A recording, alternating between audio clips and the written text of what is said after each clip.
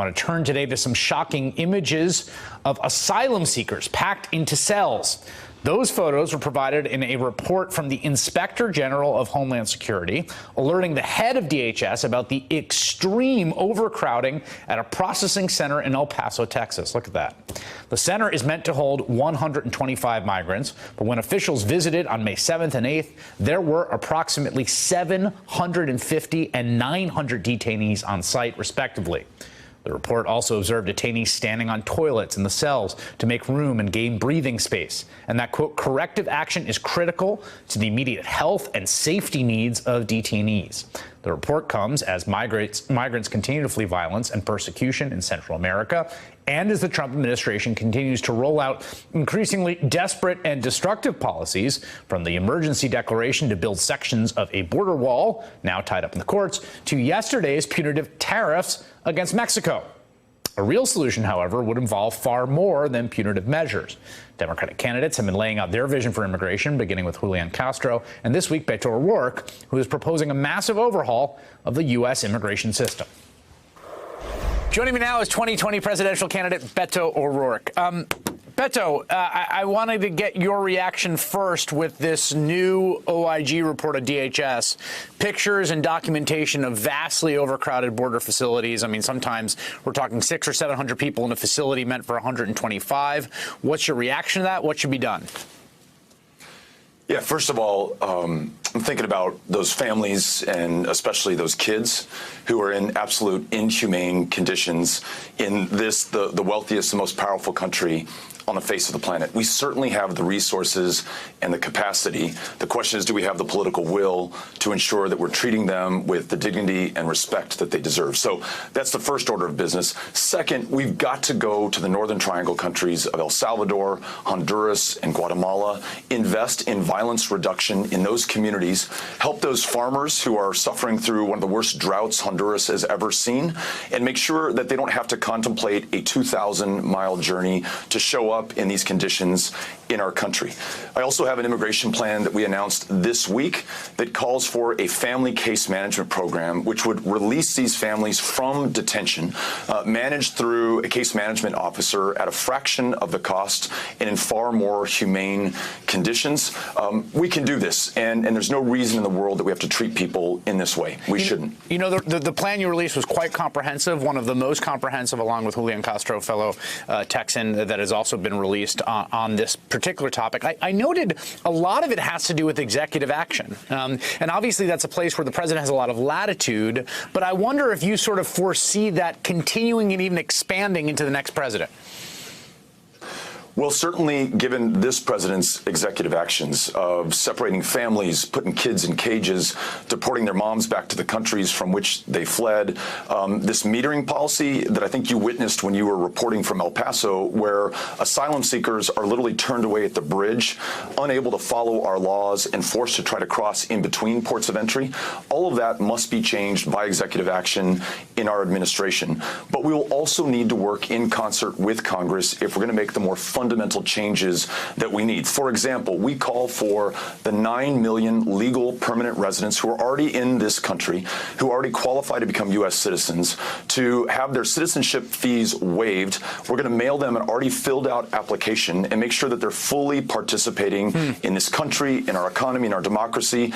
And then more than 11 million who are undocumented, allow them to get right with the government, make sure that we know who is in our communities, and then also allow them to be on a path to citizenship so that they can contribute even more to our shared success and our greatness. And if we complement that with real security, investing at our ports of entry, and then addressing the underlying causes for people to flee from the Northern Triangle, we are going to be a much safer, much more successful country, and we will live in harmony with our values and our founding principles. One more question on this policy area. There's been some calls to decriminalize unauthorized entry into the U.S. It was for very many years, and then it was turned into a misdemeanor felony, a misdemeanor infraction, which was then used by the Justice Department during their zero tolerance policy.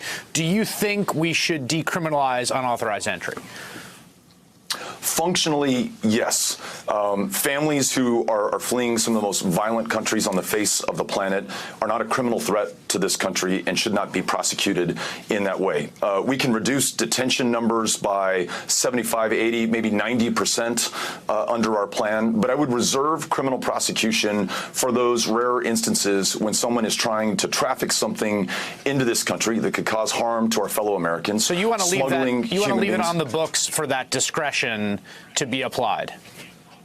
Absolutely. But yet in the vast majority of cases, we would not criminally prosecute, and we also would not keep families or people fleeing famine and persecution and violence in detention. This family case management program not only is a tenth of the cost of detention, it also has a 100% show rate for participants for their immigration court hearings and something like a 99% show rate for their appointments with ICE officers. This is the best way to keep us safe and also deliver greatest value for the U.S. taxpayer.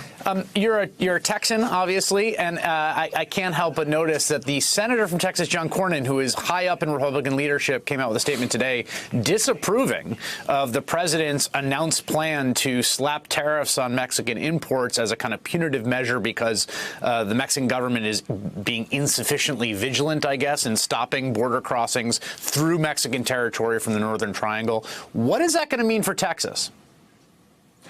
In almost every single instance when it comes to our foreign policy, President Trump is shooting this country in the foot, forcing farmers, for example, to bear the brunt of his tariff policies and trade wars in China. He's going to do it to manufacturing jobs when it comes to Mexico. About 40% of the value of everything that's imported from Mexico originated in a U.S. factory. So jobs in Michigan, in Pennsylvania, in Indiana, and Ohio are going to be compromised, undermined, and ultimately lost if we do not change direction. It's much like the president saying that he's going to cancel the $500 million in foreign aid that we provide to the Northern Triangle countries. That won't improve the situation. It'll make it worse. It'll exacerbate the problems that are there, and more people will flow to this country. He's like the arsonist who wants to take credit for putting out the fire that he created in the first place.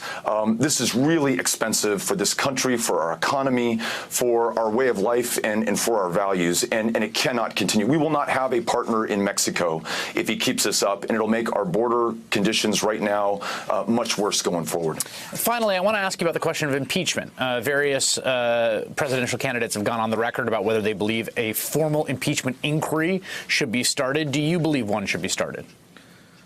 Yes, I think it's the only way we're going to get to the truth, find the facts, pursue them as far and as high up as they go, and determine once and for all that no person, no matter the position of public trust or power that they hold, is above the law in this country. Unfortunately, though Democrats have the majority right now and are trying through the proceedings in the Judiciary Committee to get those facts, this administration is stonewalling them, will not provide witnesses, will not provide documentation, will not provide the president's taxes. The only way we're going to understand what happened to our democracy in 2016 and what might continue to happen unless we put a stop to it is to get those facts. And impeachment is the last resort, and we've reached that point, and we've now got to pursue it. All right, 2020 presidential candidate, former El Paso Congressman Beto O'Rourke, thank you so much for making time tonight. Thanks, Chris. Appreciate it. Hey there, I'm Chris Hayes from MSNBC. Thanks for watching MSNBC on YouTube. If you want to keep up to date with the videos we're putting out, you can click subscribe just below me or click over on this list to see lots of other great videos.